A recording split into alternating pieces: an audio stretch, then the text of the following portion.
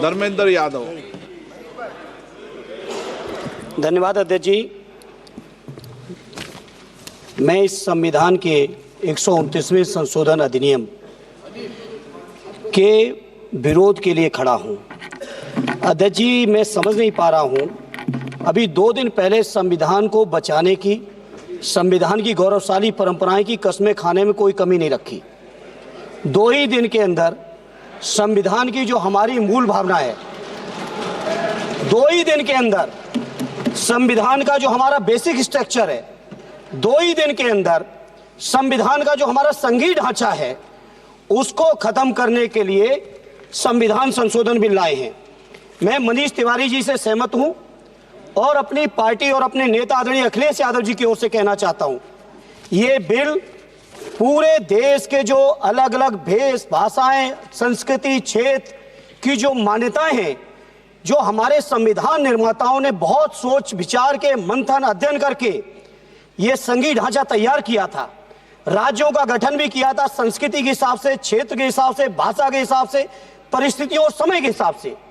मैं नहीं समझता अध्यक्ष जी, मुझे कहने में कोई संकोच नहीं, उस समय के हमारे संविधान निर्माताओं से विद्वान, बाबा साहब भीमराव अंबेडकर से ज्यादा विद्वान इस सदन में अभी कोई नहीं बैठा, मुझे कहने में संकोच नहीं है। और ये संविधान की मूल भावना को खत्म करके कैसे तानाशाही के रास्ते निकाले जाएं, इसके अलावा कोई काम ही नहीं बचा है। आखिर मनीष तिवारी जी ने कहा, कई एक विधानसभा के चुनाव अगर कोई अविश्वास आता है, अगर बहुमत नहीं मिलता है, तो क्या पूरे देश का चुनाव कराओगे? पूरे देश का चुनाव कराओगे? और ये लोग एक देश, एक संविधान, एक चुनाव की बात करते हैं।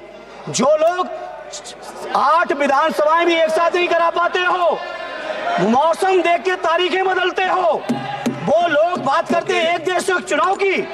इसलिए अध्यक्ष जी, मैं अपनी पार्टी की ओर से, अपने नेता आदरणीय अखिलेश यादव जी की ओर से इस बिल का पुरजोर विरोध करता हूं और आपके माध्यम से देश के जनमानस से कहना चाहता हूं, ये भारतीय जनता पार्टी के लोग तानाशाही लाने के नित नए रास्ते लाते हैं। जो 8 विधानसभाओं का चुनाव एक साथ नहीं करा पाए, 4 राज्यों के चुनाव एक साथ नहीं करा पाए, वो पूरे देश की लोकसभा और सारे प्रांतों की विधानसभाएं एक साथ कराने की बात करते हैं।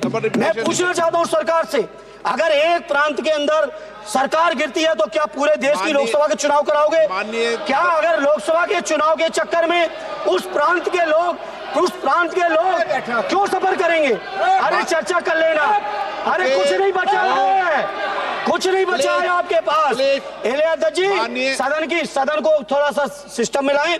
अध्यक्ष जी, आपसे अनुरोध है, आपके माध्यम से सरकार से अनुरोध है, जनता ने बड़ी उम्मीदों के साथ हम सबको भेजा है और हम सब लोगों की जिम्मेदारी है, ये संविधान विरोधी, संघीय ढांचे विरोधी, बेसिक स्ट्रक्चर विरोधी कई केसों की चर्चा की मनीष तिवारी जी ने, मैं उनके साथ जोड़ते हुए माननीय सर्वोच्च न्यायालय की भावनाओं के विरोधी, गरीब विरोधी, दलित विरोधी, पिछड़ा विरोधी, मुसलमान विरोधी, इस नियत को वापस लो, ये अध्यक्ष जी आपके माध्यम से मेरी आपसे प्रार्थना है। बहुत बहुत धन्यवाद। एक मिनट प्लीज। माननीय सदस्यगण, हम संसद के अंदर हर विषय की अलग अलग प्रक्रिया होती है। जब राष्ट्रपति भाषण होता है, जब बोलने की प्रक्रिया अलग होती है। संविधान पर उसकी 75 वर्ष की चर्चा पर जब विषय अलग होता है। आप जिस बिल का विधेयक पर विरोध कर रहे हैं, वो नियम 72 के तहत विरोध कर रहे हैं। तो मेरा आप सबसे आग्रह है कि हम संसद की मर्यादा, परंपरा, उसकी चर्चा को उच्च कोटि की बनाए, तो नियमों के तहत 72 में के परिप्रेक्ष्य में आप 1 मिनट प्लीज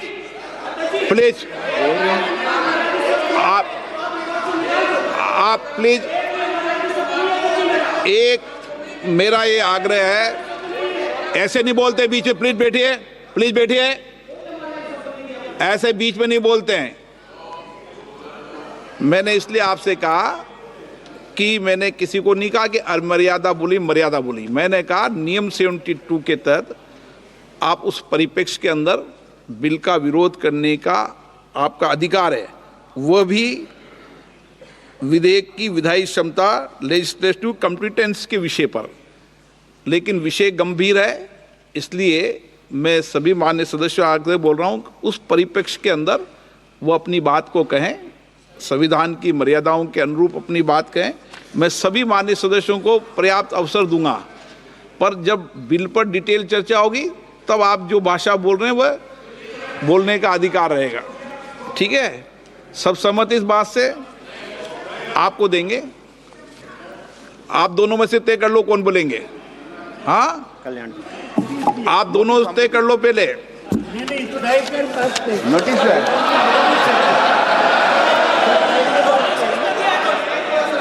चलो मैं दोनों को 2-2 मिनट रख दूंगा। पहले Kalyan Banerjee.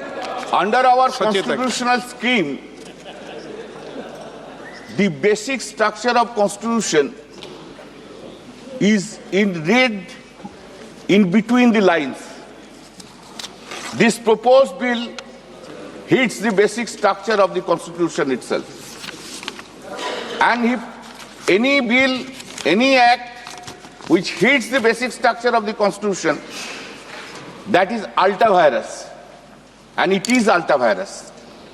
Sir, proposed Article 83, Sub-Article 5 is just contrary to Article 83, Sub-Article 2. Just contrary. Either you keep 83.2 or you keep 83.5. Both cannot be kept. Both are inconsistent with each other. Then, sir, effect of proposed Article 82A, Sub-Article 3 simply establishes that tenure of state legislative assembly simply depending upon the tenure of the House of the People. It is not a doctrine of pleasure. Doctrine of pleasure is under Article 311 of the Constitution. But a mandate which has been given by the people of the country that state assemblies tenure will be depending upon the doctrine of pleasure of this house. How it can be? This is inconsistent. It cannot be accepted. Sir, we must remember this. State government and the state legislative assembly are not subordinate to the central government or to the parliament itself. This parliament is having the power to legislate law under the 7th schedule, list 1 and list 3.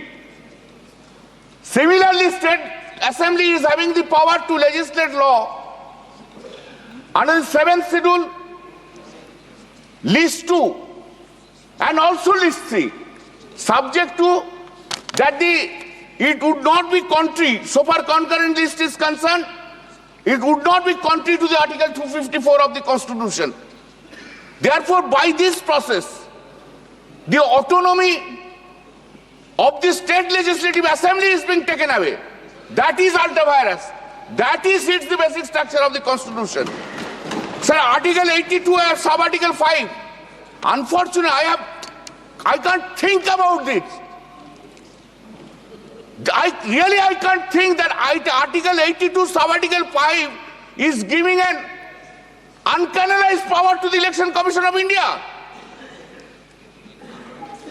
Though we don't have any value, we don't have any value, then the Election Commission of India will decide everything. Till doomsday, a party cannot remain as a ruling party. One day it will be changed. Sir, why law providing state funding for conducting the election is not brought? Every problem will be resolved. Do all elections. How many monies are being spent? All elections.